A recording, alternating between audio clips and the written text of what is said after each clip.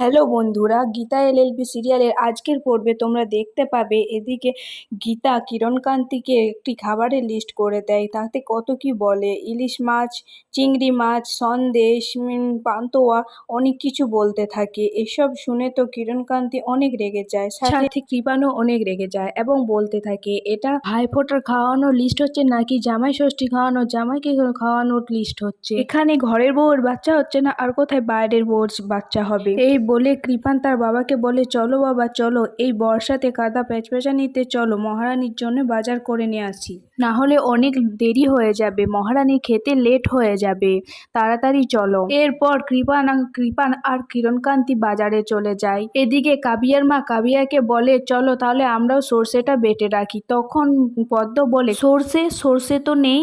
তখন কাবিয়ার মা বলে, সর্ষে নেই? কাবিয়া তোর বাবাকে বলে আয় সর্ষে আনতে। এই বলে কাবিয়ার মা আর কাবিয়া চলে যায়। তারপর কাবিয়ার মা কাবিয়াকে জিজ্ঞেস করে, তুই এটা কি করছিস? যা করছিস ভেবেচিন্তে করছিস তো? আমি যা করছি ভেবেচিন্তেই করছি মা, আর 5-6 মাস আছে, তারপর গীতার বাচ্চাকে আমি নিয়ে নেব আর গীতাকে তার স্বস্তিকের কাছে পৌঁছে দিব।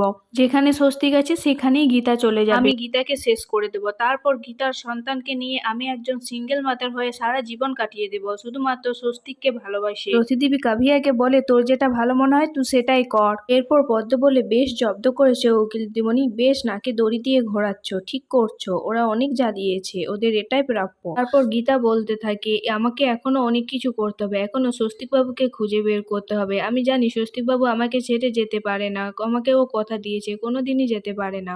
এরপর বড়বাবু গীতাকে ফোন করে বলে, টুনিকন্যা মধুবাহারি যে স্কেচটা করতে দিয়েছিল সেটা অনেকটাই হয়ে এসেছে। এখন গীতা বড়বাবুকে বলে, বড়বাবু স্কেচটা পুরোপুরি হয়ে গেলে আমাকে একবার ফোন করবেন, আমি নিজের চোখে সেই স্কেচটা একবার দেখবো। এখন বড়বাবু গীতাকে জিজ্ঞাসা করে, তুমি এখন কোথায় আছো? গীতা বলে, আমি এখন কাপিয়ার বাড়িতে আছি, আপনি চিন্তা করবেন না, আমি ছবিগুলো ঠিক সময় দেখে চলে আসবো। এদিকে মেহেক প্রলয়কে সব কথাই বলে দেয়। সব কথা শুনে প্রলয় গীতাকে ফোন করে, গীতাকে বলে, গীতা তুমি কাবিয়ার বাড়িতে, আমাদের ভাবতেও অবাক লাগছে। তারপর গীতা বলে, হ্যাঁ আমি কাবিয়ার বাড়িতে, এখানে আমি অনেক ভালো আছি, আপনারা চিন্তা করবেন না, আর আমি এখানে এমনি এমনি আসিনি, আমি এখানে আমার কাজের সূত্রেই এসেছি। এরপর মেহেক ফোনটা নিয়ে নেয় এবং বলে, গীতা বৌদি আমাদের তো ভাবতেও অবাক লাগছে, তুমি কাবিয়ার বাড়িতে? গীতা বলে, হ্যাঁ আমি কাবিয়ার বাড়িতে, এখানে আমি ঠিক আছি, আর আমি এখানে আমার কাজের সূত্রে এসেছি, তোমরা একদম চিন্তা করো না, আমার এখানে আমার সাথে পদ্মও আছে।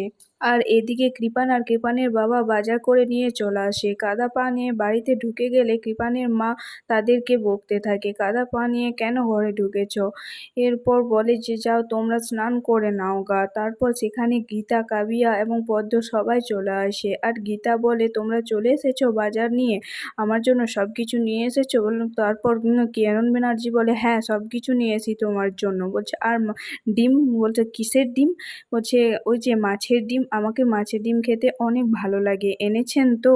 কিরণ ব্যানার্জি বলতে থাকে, ডিম খাবে? খাওয়াচ্ছি তোমাকে, আজকে আমি জন্মের খাওয়া খাওয়াচ্ছি। এদিকে এই কথাগুলো শুনে পদ্ম হাসতে থাকে। তারপর কিরণ ব্যানার্জি পদ্মকে বলে, তুমি হাসছো, তুমি কেন হাসছো? এইসব বলতে থাকে।